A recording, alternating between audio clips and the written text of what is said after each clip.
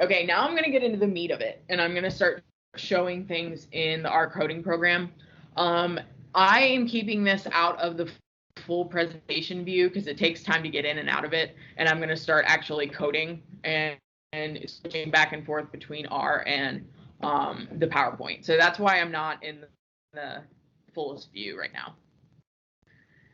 So this is what I want to show you. So these can be in different order. That's something that has always come up in my classes. People are say the default when I just downloaded it, it's not in this order. That's totally fine. You just have to know where you are in the R console, and then it will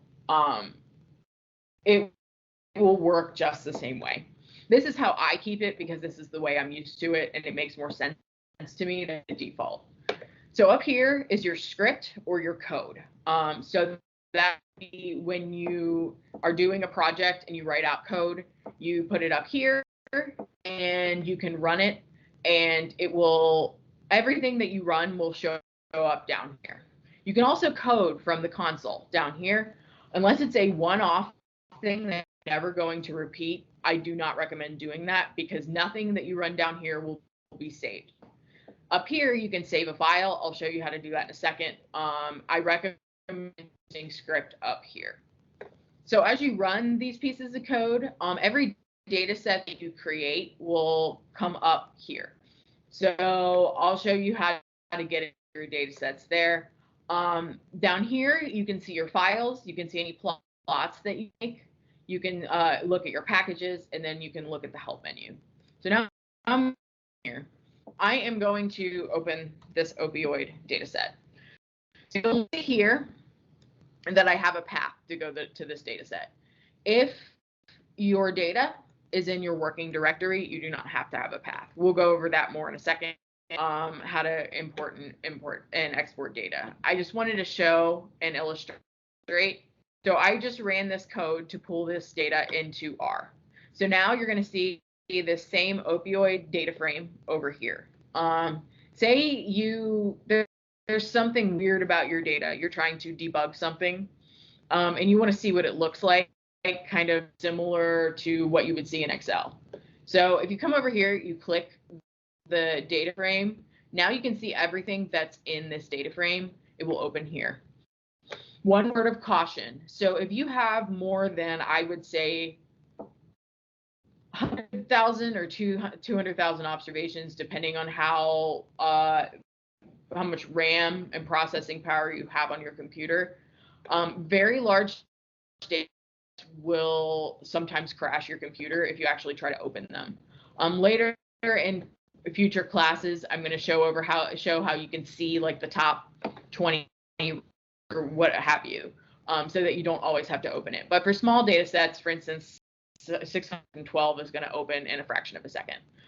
Usually up to 100,000 pretty well. Just a word of caution there. Is there a question?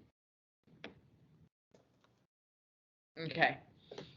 So one other piece of information that I recommend that you can, and you couldn't see this in base R, which is why I recommend not using that. So next class, we're going to go over data types and structures. So if you click this, you can do this through coding, but I tend to find this easier to look at here. So you can see that this is a character variable and a numeric variable. You can see what type of data is in your data set. So that's really easy to see here, and we'll learn what these are next class. So basically anything you run here is going to show up here. So also you'll see I ran the opioid.data frame. It showed up down here. So this is the code that I run. Everything that I ran shows up before this. So you'll see that down there. As I said, this over here, it's usually, this is the default of what it shows. So I'm in a project, so it's showing my project here. I'm going to have to exit out and get back in to get back to the normal interface. But it's going to show your files that are in your working directory here. If you run a graph, your plot will show up here. can see all the packages that are installed on your system. You can see, you look into that here. So it's going to say the version and what the packages are. And then the help menu, I'm going to go over how to get to this in a minute. So that's what this looks like. This is what I code in every day. So this is the best way to do it. I recommend using RStudio. So are there questions about the interface in general? The code I'm going to get into in a minute. All right. So I'm actually going to exit out of my application, exit out of R, so that when I open it back up, I can find my working directory. It should work again. Another piece of advice that I have is something is finicky and not working. I recommend, yeah, so I'm not exactly sure what's happening there. So you'll get to see me debug in just a minute. So that's what we went over here. So how to get help. So I said that there's a help menu here. So say there's a function and you know you want to use that function, but you don't know how the code looks or what it's doing. So if we want to use that describe by function, we would come in here. It might not work for you yet because I haven't had you install the package. So I'll use a different example. Say I don't know what table does. Table looks at frequencies and groups in your data. It's a frequency table. So say I want to see that. I go in and I can see exactly what this is.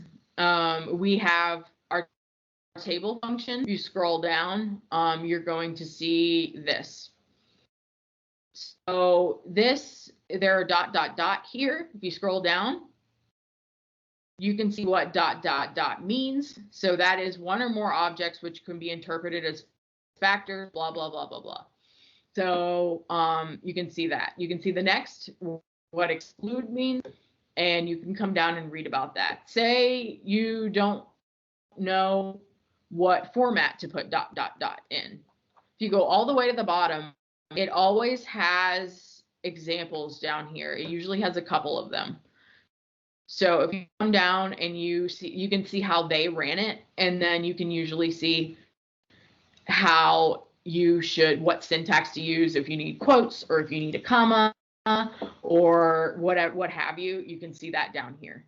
So that's how you would use the help menu. With a lot of programming languages, the help menu is not super useful. And in this case, I do think that it is pretty useful. And I use it a lot. It's easier once you have a better grasp on the language. So R's most basic elements. I'm going to go over this and show you in just a minute. So the assignment operator. So if any Python users out there, you know that in order to assign, say, a function or a data frame or a vector or any object at all, if you want to assign that to a variable name.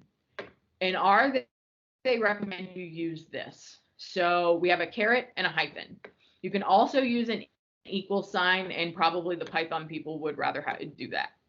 So we recommend that you use this because it's easier to not make mistakes. There's something in R where you put two equal signs together, and they recommend that you use this instead because it can get confusing whether to use equals or equals equals. So this is unambiguous. It can only mean one thing. This gets confusing, especially for novice programmers. So if you want to say assign the string, which a string has quotes, string basically means that you have letters in your variable or whatever you're assigning. So if I take that Texas string, I am assigning that to the variable state. Another way to think of a variable is an object. So now it is an object in your, say, environment in R. So that you can, instead of typing out Texas, next time that you want to use Texas, you can type out state instead. So the reason why you wouldn't want to use Texas, they recommend not hard, it's called hard coding thing. So say one time through you want to look at Texas for some particular in your data frame. Well, a lot of times as a data scientist, you'll start with one method and it won't work, and then you'll move on to a method. So instead of instead of hard coding Texas in, you can set a variable here. So say you want to this to Missouri from Texas. Then you can just change one piece of code, the state operator, and then throughout your code, if you use state, you instead of changing every single line that contains Texas, you can change just one line where with Texas assigned to state. So that's why you would want to use variables and not hard code things. That'll make more sense probably the more we get through it. The other thing, say you have a data frame. I get a lot of questions about what is a data frame. We're going to learn more about that in a lot of detail the next class. But a data frame is exactly what you would think of an Excel sheet, because most of you probably have experience with Excel at least. It's the same thing. So it's a data set that has rows and it has columns, and each column can be a different type of variable or object. So think of it as an Excel sheet if you're not a programmer already. So in order to refer to a single variable within a data frame, you would use this $sign here. So this would be in data.frame. That's the name of my data frame, like a variable up here. You would use that $sign and refer to the variable within it. So you can also perform like arithmetic and use R as a calculator. So say I wanted to take number and multiply it by 5. That number, I'm going to assign it to number 5. I'm going to assign to the number variable or object. And then I can take that number and multiply it by 5. So you're going to, this on the back end is just, it has stored 5 as number, and it'll work just the same as doing 5 times 5. That didn't make a lot of sense. I'm going to go in here and show you how it works. So I'll come back to that in a minute and you'll see how I would debug that in practice. So I'm going to open opioid.dataframe. So the first example I'm going to use is the mean. So the mean function, and we'll go over more of that down the road, but it's a self-explanatory function. Most people know what the mean is. You can think of it as the average. So the mean function, in this particular case, I have the opioid.dataframe. So that's a data frame. One question that I get all the time is, does this have to be written any certain way? And the answer is no. So opioid.dataframe could be opioid df. It could be, and it's auto-completing. It could be opioid underscore data frame. It could be anything you would want. And you see that it's actually auto-completing things. So if you press enter, it's going to fill it out as that. So any of these would work exactly the same as opioid.dataframe up here. In Python, you have to use a underscore, and you can't use the dot because a dot means something else in Python. Here, I tend to go for the dot because it's easier to type. And I don't have to go through the process of shift and the underscore button. You can use underscore if you want. You can use a dot. You don't have to use either of them. So there is no specific format that you put this in. The reason I use opioid.dataframe, though, is the one convention that you're supposed to use all the time is that this should be an explanatory variable name. So here, I know that I'm working with opioid data and that it is in a data frame. That's why I call it that. So if I go back 3 months later and I don't remember what the heck this code did, I can look and at this and I know that it's a data frame that refers to opioids. So that helps with the explanatory, and if you have to come back to it, or if somebody else is using your your code, it won't be ambiguous. The other thing you're seeing me do here, every piece of code, I will write exactly what it does up above it. So this this pound sign here, and this should actually be in the PowerPoint, and it's not. I probably should add it in. This is called a comment. So if I put the pound sign before any text that I write, it won't run this line of code, but it will be there to explain what this code does so that other users of your data will understand what you're doing. So I recommend heavily commenting on your code. It's a standard practice. And if I give assignments, the questions will actually be in the comments above where you would write the code. So that's what that means. So another thing that I want to show you just real quick. So say that example, let's do number equals 3 this time. So I'm setting that number variable.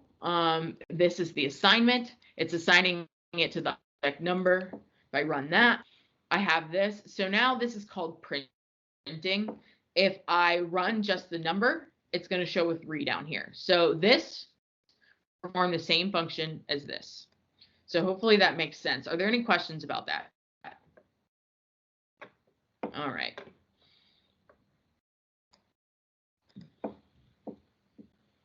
So you've been hearing that I talk about vectors.